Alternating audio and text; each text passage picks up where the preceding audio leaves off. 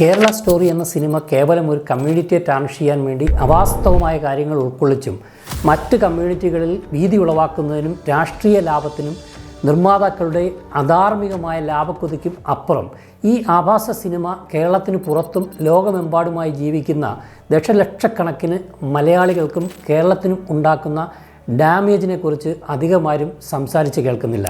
ഇത് 100% ഒരു പ്രൊപ്പഗണ്ട സിനിമയാണെന്നും വർഗീയവാദികളും വർഗീയതയെ രാഷ്ട്രീയ ലാഭത്തിനു വേണ്ടി ഉപയോഗിക്കുന്ന രാഷ്ട്രീയ പാർട്ടികളുമാണ് ഇതിൻ്റെ പിന്നിലെന്നും കേരള സമൂഹത്തിൽ എല്ലാവർക്കും ബോധ്യപ്പെടും. എന്നാൽ സിനിമയും സോഷ്യൽ മീഡിയയും ഭാഷകൾക്കും ബൗണ്ടറികൾക്കും അപ്പുറം ലോകമെമ്പാടും ഇമ്പാക്റ്റ് ഉണ്ടാക്കാൻ കഴിവുള്ള അതീവ ശക്തിയുള്ള ഒരു വെപ്പണാണെന്ന് അറിയുക.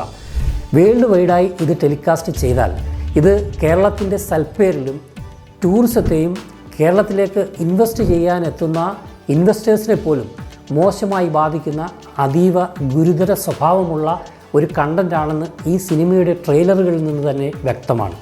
കേരളം നൂറ്റാണ്ടുകളായി നേടിയെടുത്ത അതിൻ്റെ സൽപ്പേരും ക്രെഡിബിലിറ്റിയെയും പാടെ നശിപ്പിക്കാൻ കഴിയുന്ന ശക്തമായ ടൂളാണ് ഇത്തരം പ്രൊപ്പഗണ്ട സിനിമകൾ.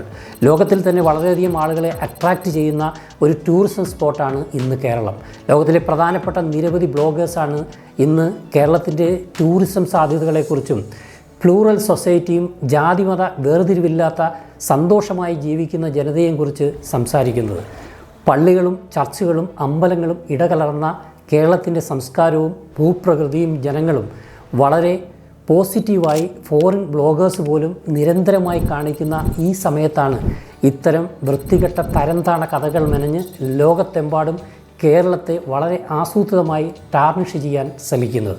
ആവിഷ്കാര സ്വാതന്ത്ര്യം പറഞ്ഞ് ഇതിനെ ന്യായീകരിക്കാൻ എത്തുന്ന രാഷ്ട്രീയ പാർട്ടി പ്രതിനിധികൾ തികഞ്ഞ അവാസ്തവമായ കാര്യങ്ങളാണെന്ന് അറിഞ്ഞുകൊണ്ട് തന്നെ ഇതിനെ ന്യായീകരിക്കുന്നതും എത്രമാത്രം നാണംകെട്ട നിലപാടാണെന്ന് ഓർമ്മിക്കുക. കേരളം ഒരു പ്രത്യേക എക്കോസിസ്റ്റമാണെന്നുള്ള കാര്യം നോർത്ത് ഇന്ത്യയിൽ നിന്നും സിനിമയുണ്ടാക്കുന്ന ഇത്തരം ആളുകൾക്ക് മനസ്സിലാകാത്ത കാര്യമാണ്. ഹിന്ദുവും ക്രിസ്ത്യനും മുസ്ലിമും ഈക്വലി ബാലൻസ്ഡായിട്ടുള്ള ഒരു സൊസൈറ്റിയാണ് കേരളം. ആ സോഷ്യൽ ഫാബ്രിക്കിനെ അത്ര പെട്ടെന്ന് ഇല്ലാതാക്കാൻ ഇത്തരം പ്രൊപ്പഗണ്ട കൊണ്ട് ഒരിക്കലും കഴിയില്ല. ജാതിക്കും മതത്തിനും അപ്പുറം എല്ലാ മലയാളികളും ഇത്തരം ദുഷിച്ച പ്രവണതകളെ ഒറ്റക്കെട്ടായി ചെറുത്തു തോൽപ്പിക്കണം. ലോകത്ത് എമ്പാടും ജീവിക്കുന്ന മലയാളികളെ പലപ്പോഴും ഒരു ഇന്ത്യൻ എന്നതിലും അപ്പുറം ഒരു കേരളീയൻ എന്ന നിലയിലാണ് വിദേശികൾ ഇഷ്ടപ്പെടുന്നത്. നമ്മുടെ ഗുഡ്വില്ലിനും സൽപ്പേരിനും കളങ്കമുണ്ടാക്കാൻ ശ്രമിക്കുന്ന ഇത്തരം വർഗീയ പ്രൊപ്പഗണ്ട ലോബികളെ നിർദാക്ഷിണ്യം നമ്മൾ ചെറുത്തു തോൽപ്പിക്കണം.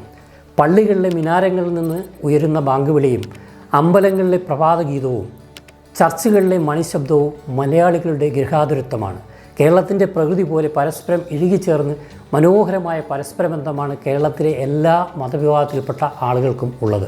വടക്കേ ഇന്ത്യയിലെ പോലെ കേരളത്തിലെ സൗഹൃദങ്ങൾക്കും ബന്ധങ്ങൾക്കും കൊടുക്കൽ വാങ്ങലുകൾക്കും മതങ്ങളുടെ നിറം നമ്മൾ ഒരിക്കലും നൽകാറില്ല.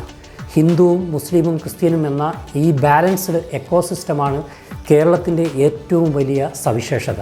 അതിൽ ഏതെങ്കിലും ഒന്ന് പാടെ തകർന്നാൽ മറ്റുള്ളതിനും നിലനിൽപ്പുണ്ടാകില്ല.